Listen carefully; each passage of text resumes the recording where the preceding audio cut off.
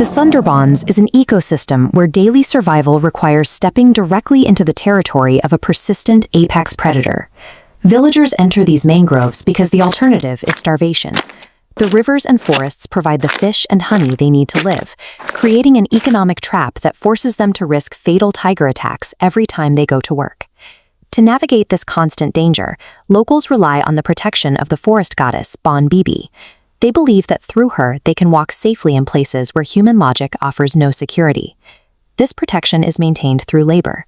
Deep in the woods, they harvest sacred sandalwood for the Havan, an ancient fire ritual performed to keep the goddess's favor and stay the tiger's hand. Recently, that defense failed. The village elder who went to fetch the wood never completed the ritual. His neighbors eventually found his bloody clothes and fragments of his body scattered in the brush. When physical caution and spiritual prayer both crumble, the community is left exposed. In this space where survival feels impossible, older and more predatory shadows begin to emerge. Rohit, Amit, and Shahid arrive in the Sundarbans with no connection to these local fears.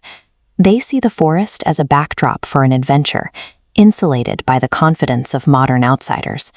They actively bypass the park's safety regulations.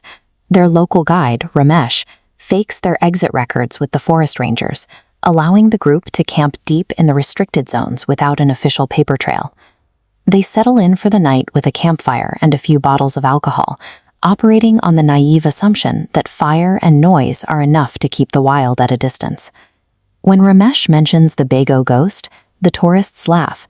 To them, Indian folklore is just a collection of generic stories that don't apply to the real world they inhabit.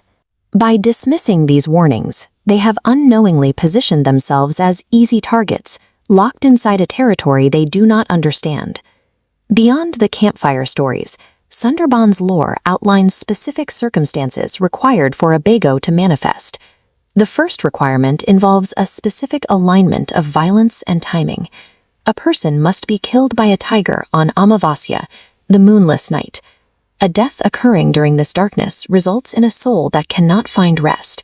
It is forced into the Pret Yoni, a cursed ghostly state between life and death. This manifests as a physical mutation. The victim becomes a half-human monstrosity, driven by a desperate hunger for the very flesh it lost. The Begho acts as a systematic consequence for anyone killed during this specific intersection of predation and the moonless sky. Ramesh brought these men here with a purpose that has nothing to do with tourism. He is attempting to use the Begho's requirements to buy safety for his community. The local myth describes a blood price. The spirit requires 5 human sacrifices. 2 villagers have fallen, leaving the tally incomplete.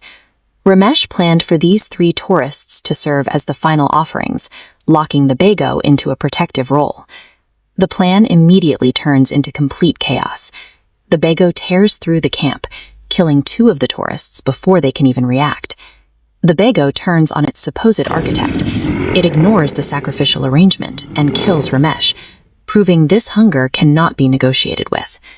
These ancient forces operate on primal needs. They don't recognize human logic or the bargains people try to strike with them. When the violence stops, only Amit is left.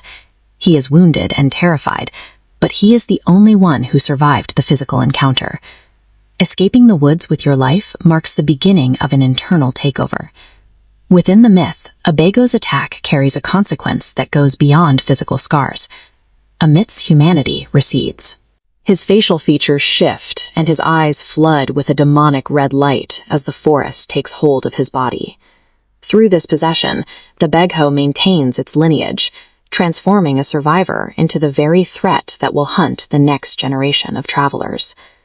Days later, a new group of tourists arrives at the forest edge. They are greeted by the now possessed Amit, who smiles as he welcomes them into the trees. The Sundarban's curse functions as a self-sustaining cycle.